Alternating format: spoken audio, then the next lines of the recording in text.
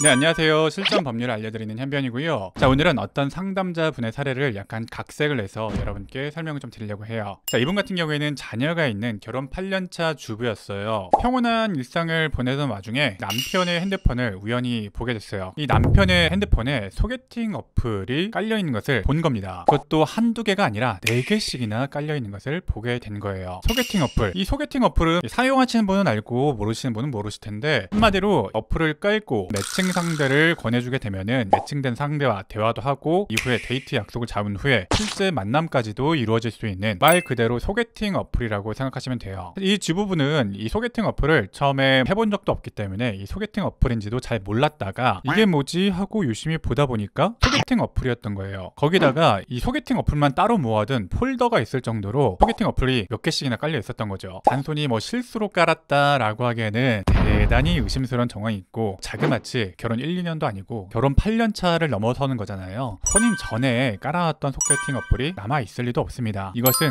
불륜, 외도의 강력한 심증이라고 볼 수가 있죠. 이분 같은 경우에도 이런 심증을 가지고 저에게 오셔서 이 소개팅 어플을 토대로 이혼 소송이 가능할 것인가, 상간 소송을 진행할 수 있을 것인가에 대해서 좀 상담을 좀 진행을 하셨어요. 자, 이 경우에 진행할 수 있는 소송은 당연하게도 유책 배우자 상대편의 불륜과 외도 정황을 토대로 해서 불륜 사실을 입증을 하고, 이를 토대로 재산분할과 위자료 청구까지 이어지는 재판상 이혼 청구가 아주 전형적인 소송 방법이라고 볼 수가 있습니다. 자, 지금 문제는 핸드폰에서 소개팅 어플이 발견된 것만으로 이혼 소송이 가능할 것이냐, 유책성을 인정받아서 위자료 청구까지 가능할 것이냐, 더 나아가서 상간녀에 대한 손해배상 청구 소송까지 가능할 것인가, 여기까지 이끌어내는 게 이 상담의 목적이었어요. 자, 일단 첫 번째로 이것만으로도 재판상 이혼 청구가 가능할 것인가. 자, 사실 이거에 대해서는 약간의 갑론을박이 있는데요. 저는 솔직히 말해서 소개팅 어플이 깔려있다, 하나도 아니고 서너 개씩이나 깔려있었고 폴더로 관리되고 있었다라는 것만으로도 충분히 진행할 만하다라고 말씀을 드릴 거예요. 이에 대해서 아니, 이 소개팅 어플 깐 것만으로 어떻게 불륜에 대한 명확한 증거가 될 수 있냐라고 말씀하시는 분도 꽤 있는데요. 형법상 간통죄가 폐지되면서 이 간통죄를 입증하기 위해서는 실제 그 불륜 행위 발견하고 입증을 했었어야 되는데, 현재는 불륜 행위를 굉장히 좀 넓게 봐주는 경향이 있습니다. 그리고 무엇보다 재판 진행 과정에서 이혼을 좀 많이 해보시는 이제 변호사분들이라면은 소개팅 어플이 깔려 있었던 정황, 이것을 토대로 사실도야하고 하면서 실제 어떤 소개팅 행위가 있었는지, 간통 행위가 있었는지, 불륜이 있었는지를 적극적으로 입증해 볼 수 있는 방법들이 있기 때문에 이혼을 전문으로 하시는 변호사분들이라면은 충분히 재판 과정에서 입증을 할 수 있을 것이다, 저는 그렇게 보고 있어요.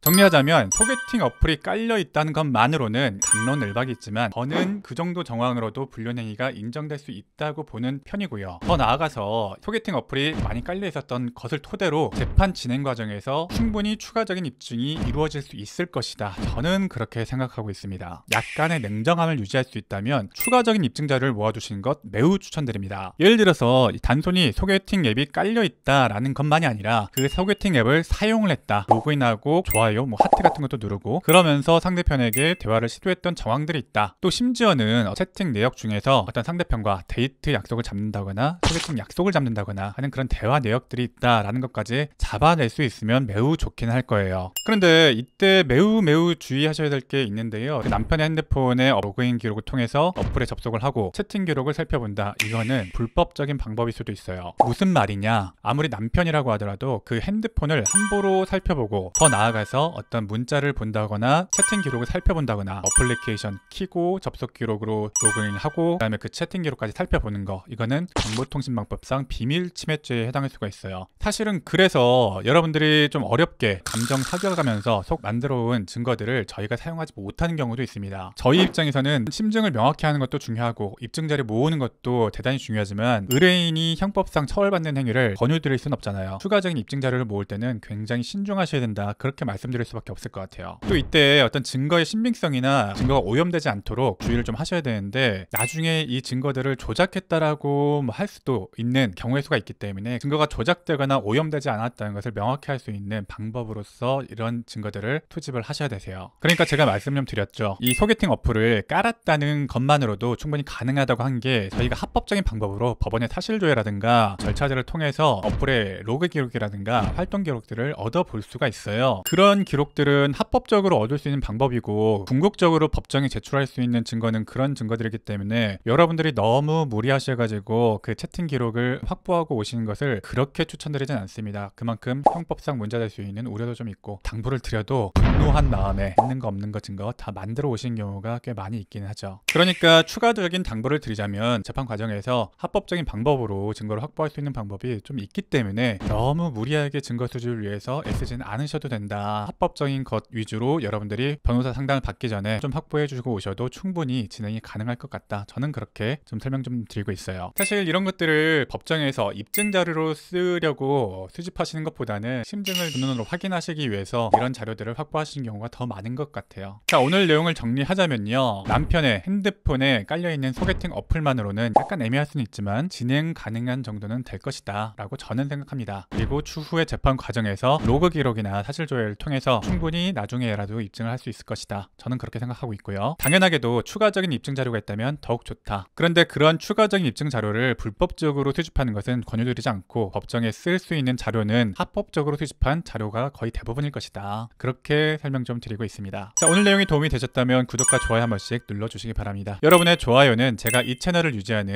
큰 힘이 되고 있습니다. 감사합니다. 현변을 져서 고수의 기술. 변호사 친구가 있다면 얼마나 좋을까요? 당장 옆에 변호사 친구가 없다면 제가 여러분의 친구가 되어드리겠습니다. 고수의 기술 지금 구매하세요.